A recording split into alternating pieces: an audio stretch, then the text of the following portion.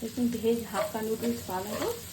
এতে আলু, পেঁয়াজ আর গাজর, হালকা একটু ক্যাপসিকাম, কাঁচা লঙ্কা দিয়ে ফ্রাই করে নিলাম। এবারে এই মটরটাকে বয়েল করেছিলাম, হালকা জল আছে, এইটা দিয়ে দিলাম।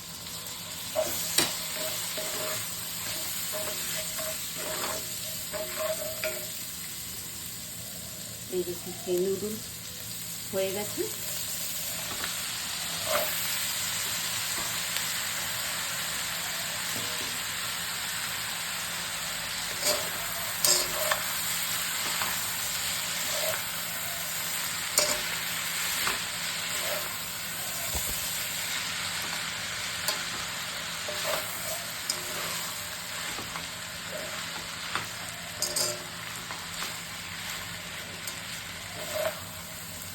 ভেজ নুডলস খেতে ভালোও লাগে।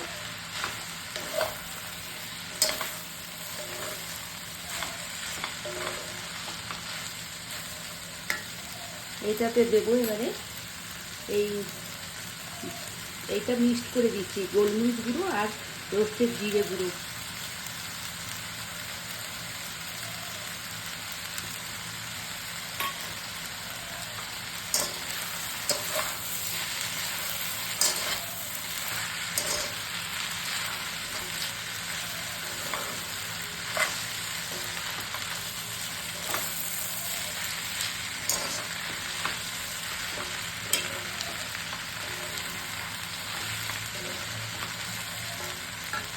আর এরপর থেকে